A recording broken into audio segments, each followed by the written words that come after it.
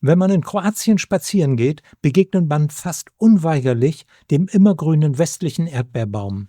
Er blüht zwischen Oktober und Dezember und die Früchte reifen so langsam, dass Blüten und Früchte gemeinsam an einem Exemplar hängen. Geschmacklich sind die Früchte, naja, geht so, aber die Form der Blüte, die ist für die Goldschmiede ein Volltreffer. Das Problem bei diesen Früchten ist, dass die sehr dünnwandig sind und diese hinterschnittene Form haben. Und da bleibt immer so ein bisschen Asche mit übrig. Und wenn die so dünnwandig sind, dann kann das zum Problem werden. Doch die Form ist so schön und da würde ich das gerne mit ausprobieren. Mit dem Skalpell trenne ich zunächst ein paar Blüten von den Stängeln und wachse sie an kleine Wachsspender an. Die Idee, Naturprodukte abzuformen oder auch direkt zu gießen, die ist nicht neu. Also das habe ich schon vor über 30 Jahren gemacht. Was jetzt neu ist, das sind diese dünnwandigen Sachen, die in diesem, ja, eine Art Hohlkörper sind. Hier ist das große Problem nachher, die Luft aus diesem Körper rauszubekommen, denn alles, was an Luft drin bleibt, ist beim Gießen der verlorenen Form mit Metall gefüllt. Die würden sonst zu schwer werden. Also ich habe hier geplant, Ohrstecker davon zu machen und Anhänger und eventuell einen Collier.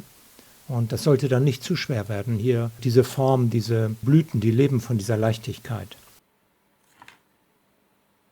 In den mittleren Wachszulauf habe ich ein Lüftungsloch gestoßen,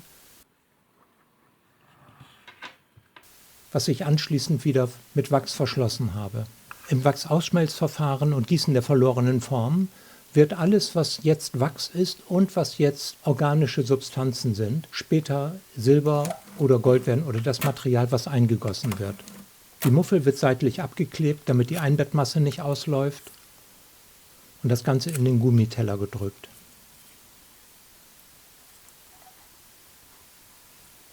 Üblicherweise nehme ich 155 Gramm Wasser, hier nehme ich ein bisschen mehr. Ich möchte die Einbettmasse so dünnflüssig haben, ja, wie ich es vertreten kann. Wir haben nachher eine Konsistenz, die etwas über Schlagsahne ist vielleicht. Also nicht geschlagene Schlagsahne.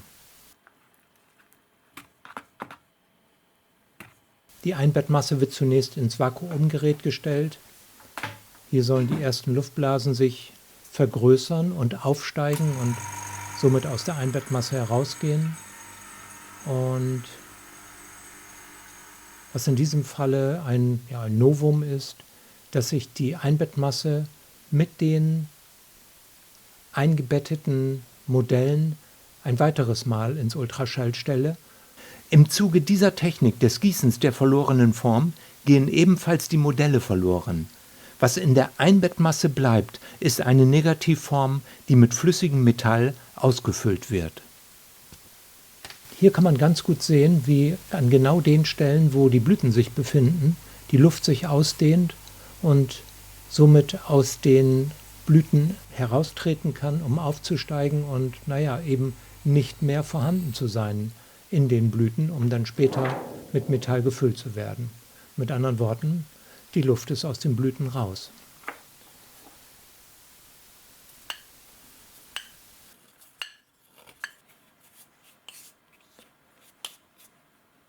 Das verwendete Wachs fange ich auf. Dazu stelle ich die Einbettmasse mit Muffel und dem Wachs in den Ofen bei 160 Grad für ca. 2 Stunden. Und dadurch verflüssigt sich das Wachs und läuft in den Auffangbehälter darunter. Dieses Wachs kann ich oft wiederverwenden.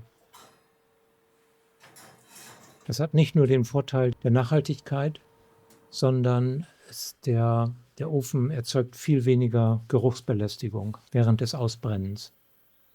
Ich gebe die Muffel verkehrt herum, also mit dem Loch nach unten in den Ofen. Falls sich noch Teile lösen, sollen die nicht in die Form fallen, sondern aus der Form heraus.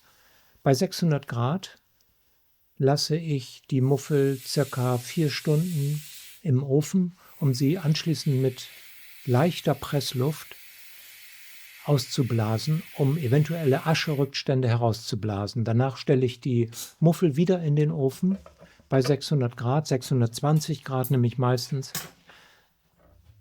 um sie dann in die Zentrifuge zu stellen, um auszugießen. Hier war ich besonders auf das Ergebnis gespannt.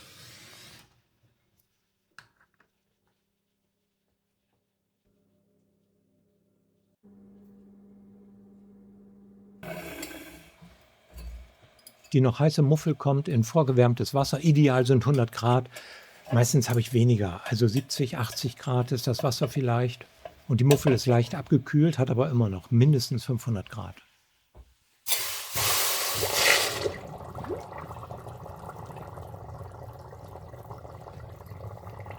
Mit dieser Zentrifuge habe ich nahezu 0 Fehlgüsse. Ich kann mich an nicht einen erinnern. Und auch hier sind alle Blüten mitgekommen. Ich habe vereinzelt Löcher an den Seiten gehabt, was aber bei den Ohrsteckern, die ich plane, da sollen nämlich nur halbe Blütenblätter an das Ohr ran, weil die sonst auch zu dick auftragen, wo das keine Rolle spielt. Insgesamt war ich mit dem Guss sehr zufrieden. Was ich hier noch gar nicht richtig sehen konnte, ich bringe die erstmal ins Ultraschall, aber in einem extra Gefäß, denn diese Einbettmasse, wenn die ins Ultraschall kommt und an die Edelstahlwände, das ist nicht gut für das Edelstahl. Die greift das Edelstahl an.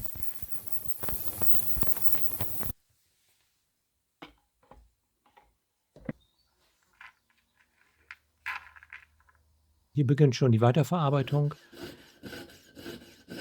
Die Gusskanäle werden abgefräst. Hier werden die Ohrstecker verbödet. Die Form ist so, wie ich es mir vorgestellt habe.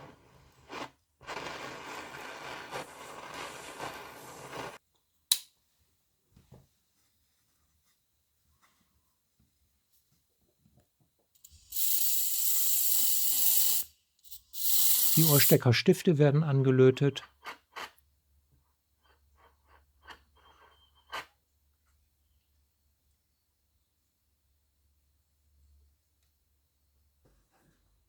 Weiter fertige ich noch einen Esshakenverschluss und für 4 von diesen Blütenblättern habe ich mich für ein Collier entschieden. Ich habe noch eine sehr schöne Spinellkette im Lager gehabt, bei der ich schon lange auf die richtige Gelegenheit gewartet habe und die ist jetzt hier. Ich finde, das passt wirklich hervorragend. Entstanden insgesamt ist aus einem Guss ein Collier mit 4 Blüten. Dazu 2 Paar Ohrstecker, 3 Kettenanhänger. Ja, einen Esshaken habe ich noch gebaut.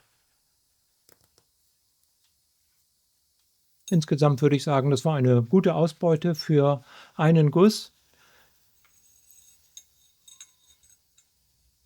Das hat Spaß gemacht, das mit dem Ascheausblasen hat geklappt, wobei ich aber ja nicht genau weiß, wie viel Asche wäre drin gewesen, wenn ich nicht ausgeblasen hätte. Also ich habe keine Asche rausfliegen sehen, aber insgesamt war das Ergebnis doch sehr zufriedenstellend.